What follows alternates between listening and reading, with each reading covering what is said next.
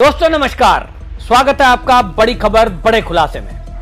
दोस्तों 22 जून को अहमदाबाद में हुए विमान हादसे में अब कई चीजों का खुलासा धीरे धीरे होता जा रहा है और एजेंसियां 7 एंगल से इस सारे मामले की जांच कर रही हैं। पहले कहा जा रहा था कि कुछ छेड़छाड़ हो सकती है, कोई कहता था कि इसमें हाइड्रोलिक प्रॉब्लम है, लेकिन अब जो टीम जांच कर रही है दुर्घटना की जांच के लिए, उसमें पहली सबसे बड़ी बात यह है कि ब्लैक बॉक्स भारत में है और दिल्ली में उसका एजेंसियां एनालिसिस कर रही हैं। क्योंकि ब्लैक बॉक्स को पहले जो है बोइंग कंपनी मांग कर रही थी और उसमें आपको बताएं कि यूएस उसकी मांग कर रहा था, लेकिन भारत सरकार ने इसको मना कर दिया और उस पूरी जांच को अब भारत में ही किया जा रहा है। हालांकि उसमें International Civil Aviation Organization ICAO उसको संयुक्त रूप से शामिल किया गया है कि जांच में आप शामिल होइए, हमारे साथ सारे चीज को परखिए, लेकिन एक तरफा जांच करने के लिए आपको विदेश में ये नहीं दिया जाएगा। अभी तक होता यही था कि कोई भी दुर्घटना हुई वो भारत के बजाय जो विमान बनाने वाली कंपनियां हैं वो उस जांच में जुड़ जाती थी और दोष पायलट पे मरती थी या जो ट्रैफिक कंट्रोल करने वाले हैं उन लोगों पर मर दिया जाता था। यानी कंपनी पाक साहब, हमारा विमान बहुत बढ़िया था, आपके यहां गड़बड़ी थी, जो आपकी जो ट्रैफिक कंट्रोल यूनिट है ये सब में कहीं कमी थी, ऐसा करके मामले को क्लोज कर दिया जाता था। अब इस मामले में बोइंग को भी इसी तरह देखा गया, लेकिन अब भारत सरकार उस तरह का है, मोदी शासन है, तो अब झुकने वाला भारत नहीं है और इसीलिए इस सब मामले में अब ब्लैक बॉक्स की जांच भारत में हो रही है। वहीं आपको यह भी बता दूं कि केंद्रीय उड्डयन राज्य मंत्री जो मुरलीधर मोहित हैं, उन्होंने खुलासा किया कि इस मामले में अभी तक जो जांच हो रही है इसमें हम 7 एंगल से इस सारे मामले की जांच कर रहे हैं। उन्होंने कहा एक तो हो रहा है कि बोर्डिंग प्रक्रिया में सामान की जांच की लापरवाही, कहीं ये तो नहीं हुआ है कि सामान कुछ ऐसा उसके अंदर रख दिया गया जिसकी वजह से लोड ज्यादा हो गया और विमान ऊपर नहीं उठ पाया। दूसरा, सुरक्षा का प्रोटोकॉल, कहीं उसमें तो चूक नहीं है, तो हमारी गुप्तचर एजेंसियां उस काम में लगी हुई हैं और कई सारे इसमें एंगल के लिए NIA भी इसमें सम्मिलित है। तीसरा एक जांच का एंगल है साइबर हमला।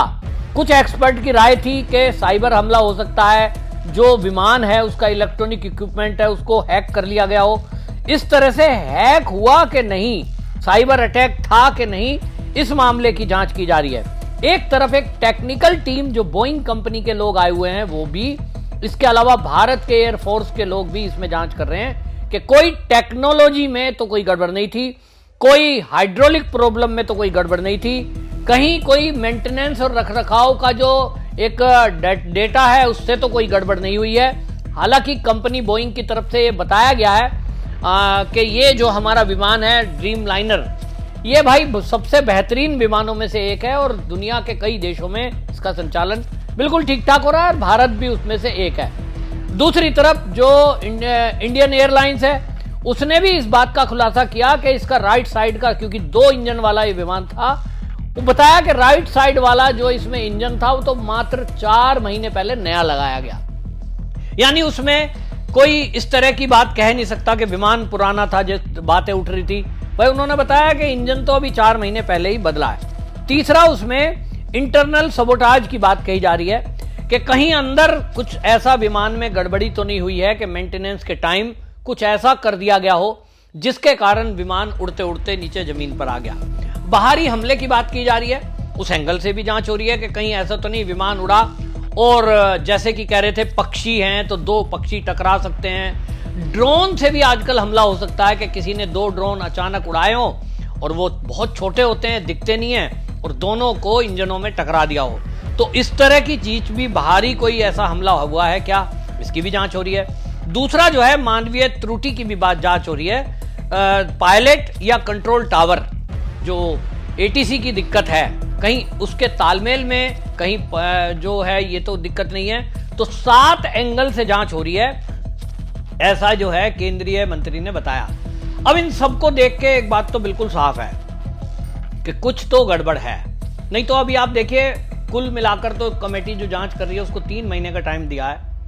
मंत्री जी ने यह भी बताया, एविएशन केंद्रीय नागरिक उड्डयन राज्य मंत्री जो हैं मुरलीधर, उन्होंने बताया कि देखिए टोटल टाइम 3 महीने है, लेकिन अभी तक जो जांच हुई है उसमें कुछ चीजें छेड़छाड़ की तरफ इशारा कर रही है। मतलब छेड़छाड़ की तरफ, मतलब वो कह रहे हैं कि ऐसा नहीं माना जा रहा कि विमान में कोई गड़बड़ी थी।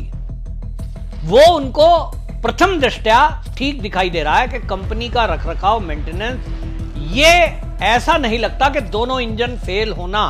ये कहते हैं कि एक ऐसी घटना है, मंत्री जी ने कहा, कि जो विश्व में अपने आप में अनोखी है। ऐसा कभी होता नहीं है कि दोनों इंजन एक साथ डेड कर जाएं। और जिस तरह की संभावना बताई जा रही थी, कब हो सकता है 2 ड्रोन से हमला हो जाए दोनों इंजन पे, 2 पक्षी टकरा जाएं बड़े बड़े, वो हुआ नहीं।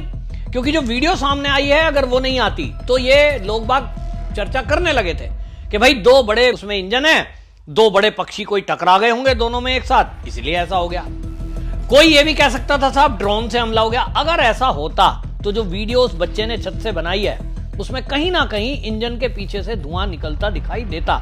क्योंकि इंजन बंद होने का मतलब है उसमें आग लगना, शॉर्ट सर्किट होना, कुछ टूट फूट होना। वैसा उस वीडियो में कुछ भी नहीं है। तो वीडियो के आने से काफी कुछ चीजें ये तो समझ में आ गई कि बाहर से इंजन पे अटैक नहीं हुआ है, अंदर से कुछ हुआ हो तो कह नहीं सकते। और इसीलिए उन्होंने कहा, देखिए बोइंग विमान को या इंडियन एयरलाइंस को जिस तरह से लोग बाग टारगेट कर रहे थे कि भाई ये तो सब खराब है और देखिए जी पुराना है, एक के बाद एक झड़ी लगा दी मतलब वीडियो की। कोई अंदर से एसी बंद बता के वीडियो डाल रहा है, कोई कुछ कर रहा है। तो मुरलीधर ने कहा कि देखिए ये एक अनोखी घटना थी अपने आप में, और दुनिया में ऐसी घटना पहले कभी नहीं देखी गई है। अन्य विमान ठीक ठाक चल रहे हैं। उन्होंने कहा कि पूरा संचालन देश के अंदर हो रहा है, रोज हजारों फ्लाइट उड़ती हैं। तो ऐसा नहीं है कि आप भारत को या भारत के एयरपोर्ट को या संचालन को आप ये कहें साहब। कुछ लोग आपने देखा था ना, विपक्षी नेता तो ये कहने लगे थे कि केंद्रीय मंत्री इसमें इस्तीफा क्यों नहीं दे रहे हैं, क्योंकि उनकी गलती है। अरे भाई गलती निकलने तो दो, पहले जांच होने तो दो। और इस जांच में अब आप समझ लें कि इंटरनेशनल लेवल की जो संस्था है, संयुक्त राष्ट्र विमानन संस्था है, वो ICAO, International Civil Aviation Organization, इसमें कोई ऐसी हो ही नहीं सकता कि गड़बड़ी बाहर ना आए या गड़बड़ी को कोई छेड़छाड़ कर सके। जो जांच हो रही है उस जांच को कोई प्रेशराइज कर सके।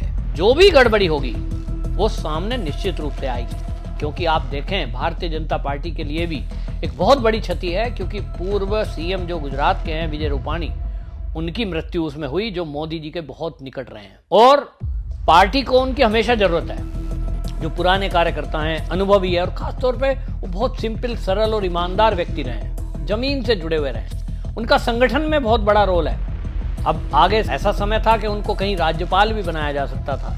यानी पार्टी जो है अपने कार्यकर्ताओं को, जिनके पास अनुभव है, उनका हमेशा इस्तेमाल करती है। और जब कोई ऐसा व्यक्ति बीच से चला जाए तो वो पार्टी के लिए बड़ी क्षति मानी जाती है।